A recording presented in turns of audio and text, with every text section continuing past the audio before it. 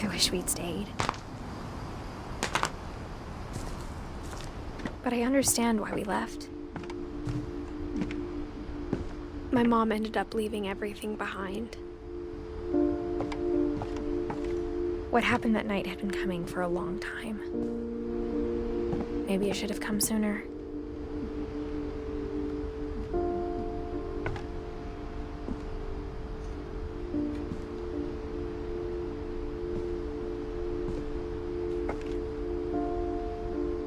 But it had to end one way or another.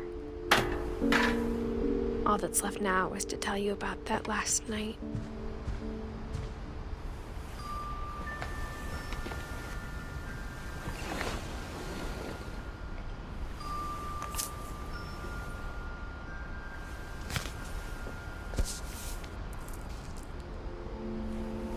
That whole last day, Edie just watched us pack and didn't say a word. Until supper, when she raised her glass and said, "To our final night together, and all our final nights apart." Grandma, you know what I said about alcohol. Some of your medications are very Edith, specific. I left a present for you in the hallway. Why don't you go open it? The grown-ups have to argue now. I'm sorry, you're right. We're all leaving tomorrow. Let's just enjoy our last... I'm not leaving. Edith, you're excused.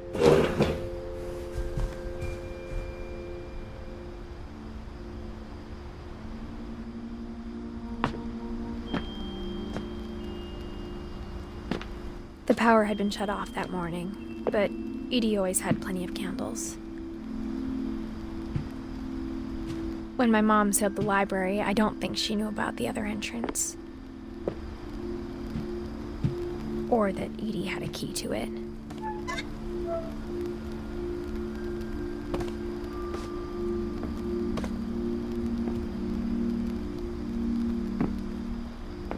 That thing you're afraid of isn't going to end when you leave the house. Edith has a right to know these stories. My children are dead because of your stories. I think it's best if Edith and I leave tonight.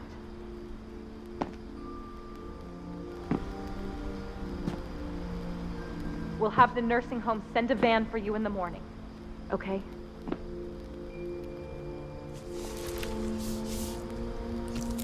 Dear Edith, there's so many stories I wish I could tell you, but there's only time for one. This is about what happened on the night you were born. That night, the tide went way, way out. It was the first and last time I ever saw the old house aground. There'd been an earthquake out in the middle of the ocean. They called it the lowest tide in 1,000 years. God, it smelled awful. You know, I've seen that house every day of my life.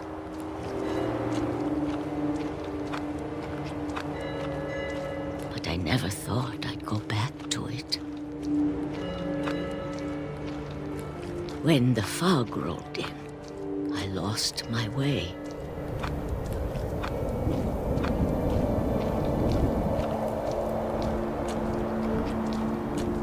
I got turned around.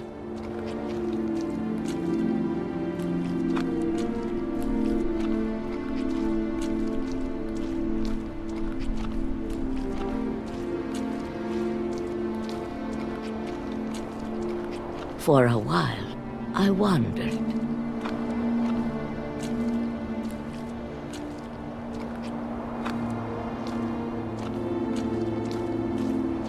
I started seeing things.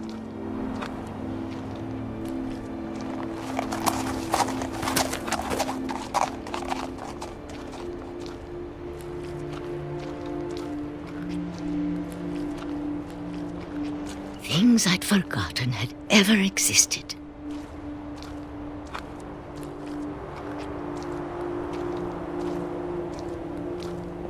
But when I saw them, they felt like old friends.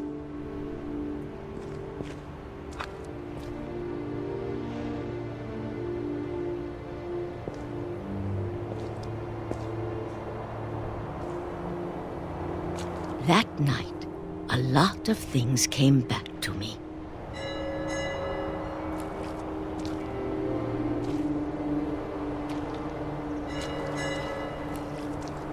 Or maybe I came back to them.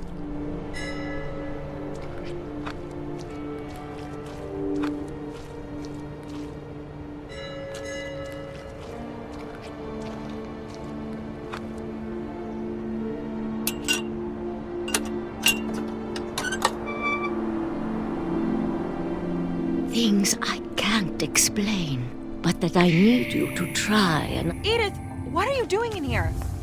It's mine. Edith! Mom, you're gonna rip it! Let go!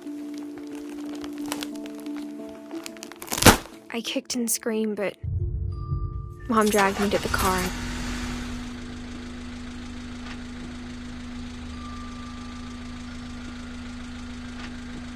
I never saw Great-Grandma Edie again. The next morning, the band came to pick her up, but she was already gone. After that, we moved around a lot.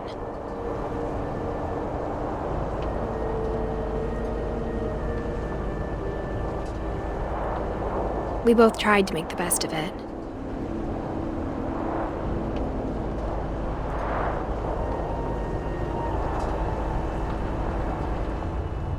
A few years went by.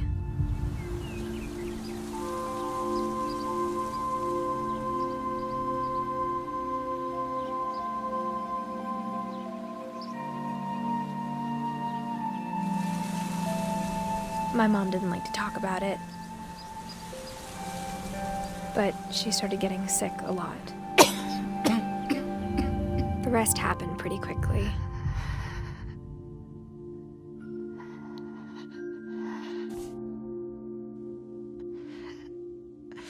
She got better for a while,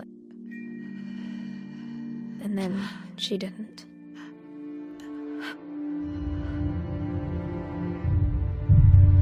And then I was alone. The last Finch left alive.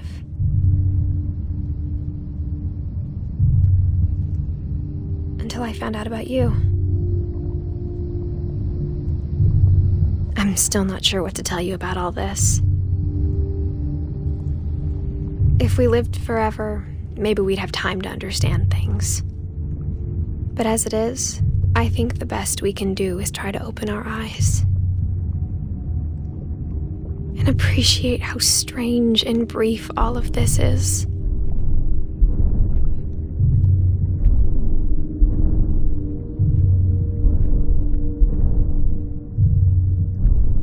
This journal was supposed to be for you.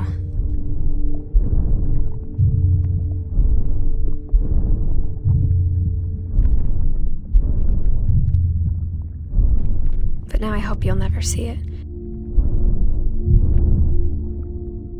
I just want to meet you.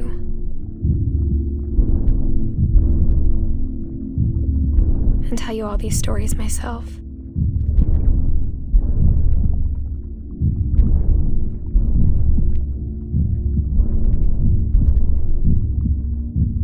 But I guess if you're reading this now, things didn't work out that way.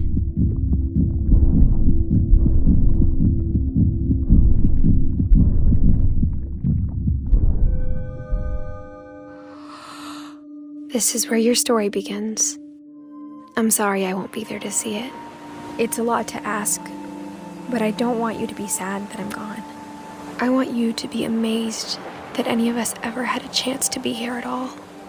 Good luck.